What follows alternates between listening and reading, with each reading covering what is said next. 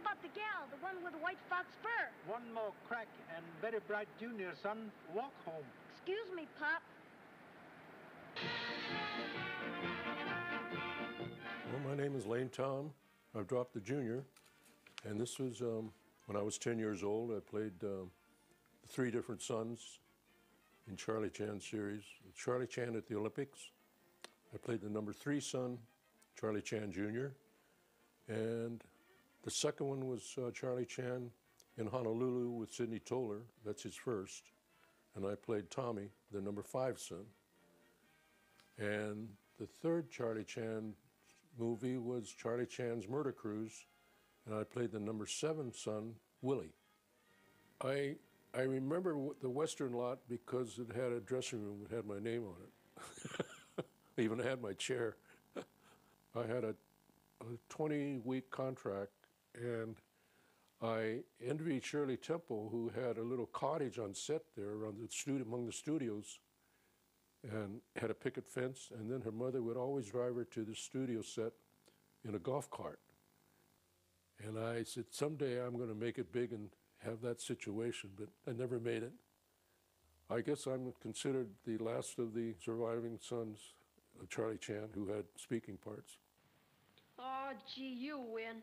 What chance has a fellow got when his father's detective?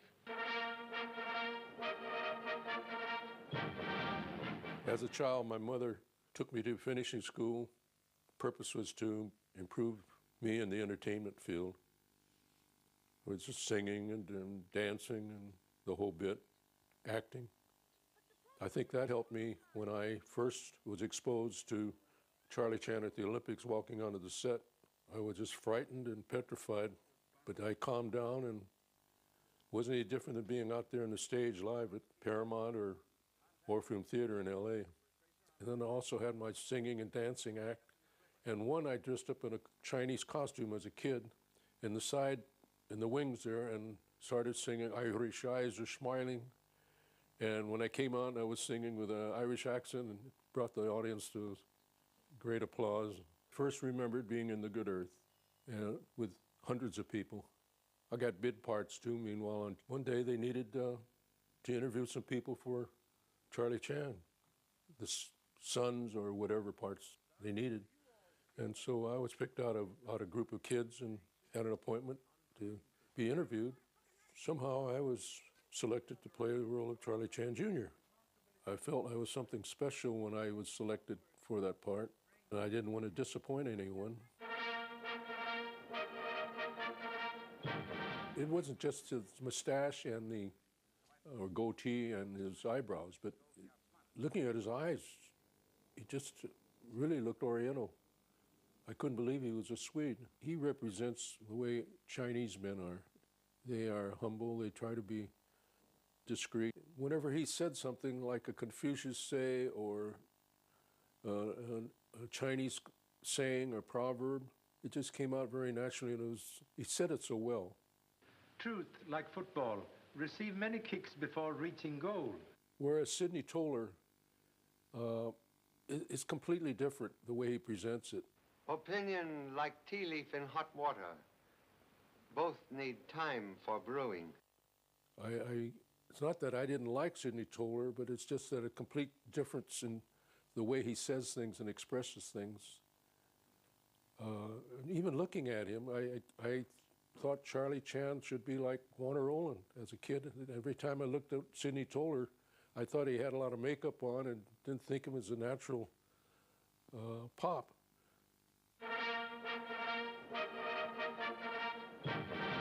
I just can't forget about it. It's a memory that I'll never forget.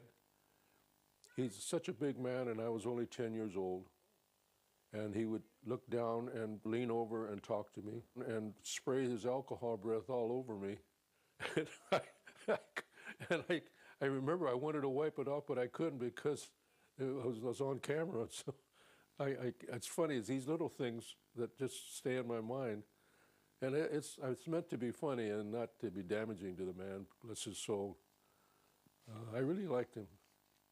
I'm sure glad you can't go fishing by radio. Huh? Gentle hint. Come on. I enjoyed Charlie Chan's in Honolulu, the one where my cousin had a baby. It's a boy, Pop! It's a boy. She was the daughter of Charlie Chan. He was proud that he was a grandfather, and it was just like a real scene. We had the bed and a baby there. All this was just a new experience, and I really enjoyed everything. And I enjoyed seeing the big family of his, over 22 in the family, sitting there at home, having dinner, and I knew practically everyone there because they were either my cousins or relatives or friends. Ancient ancestor once say, as mind is fed with silent thought, so should body absorb its food. More fish. Give me more fish. Later, Mr. Chan.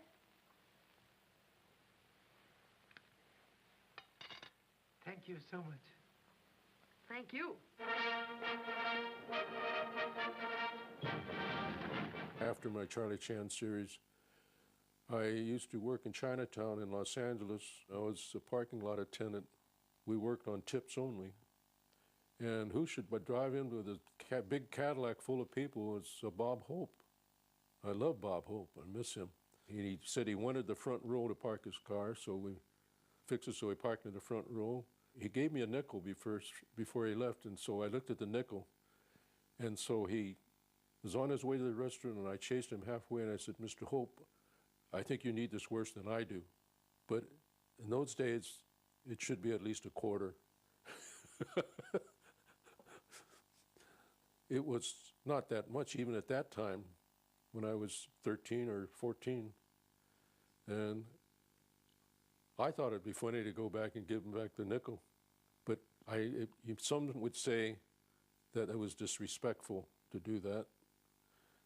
I should have been glad that he gave me something. And he says, okay, your loss. Thank you. He put it in his pocket.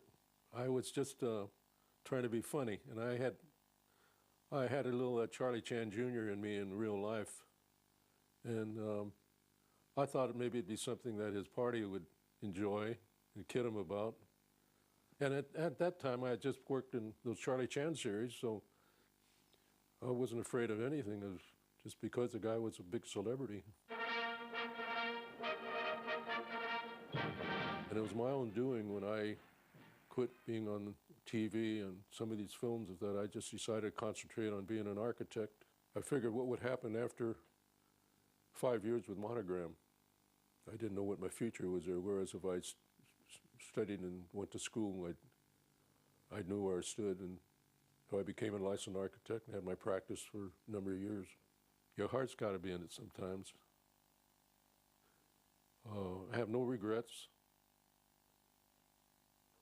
Although I keep wondering, why didn't I sign that 5-year contract with Monogram, 6 more Charlie Chan series?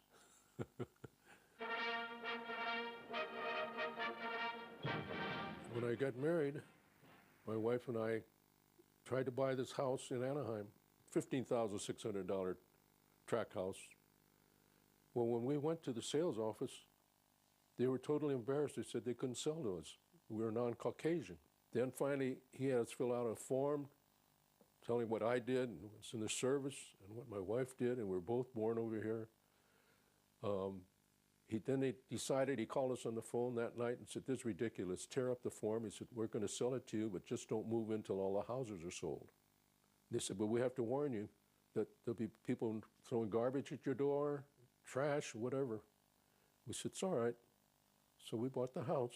Nothing like that happened. And we didn't make a big stink about it. I told my wife, I said, look, if they don't want us here, let's not buy, but they said they'd sell it to us, so we bought. Last step is toil of most difficult journey. Here's Sammy Lee, who's a friend of ours, the Olympic diver in 1936.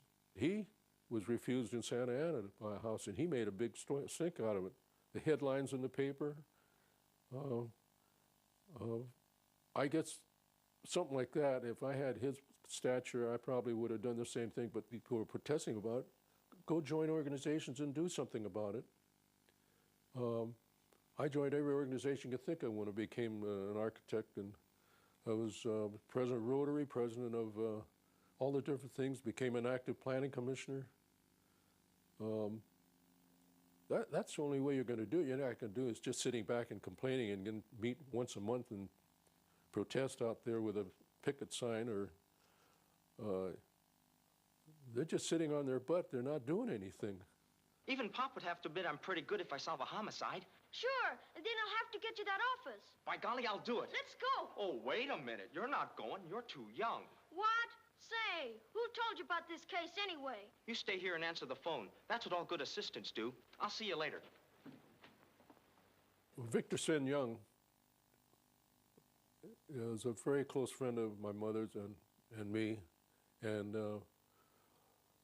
every time we had a break at the studio set and there was another scene, and we both would always sit together and chat, the three of us, my mother, Vic, and myself.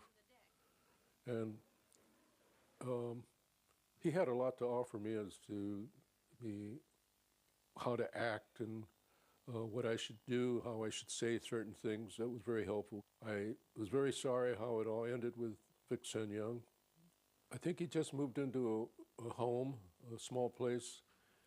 A gas jet was leaking, and unfortunately he was in the house when that happened.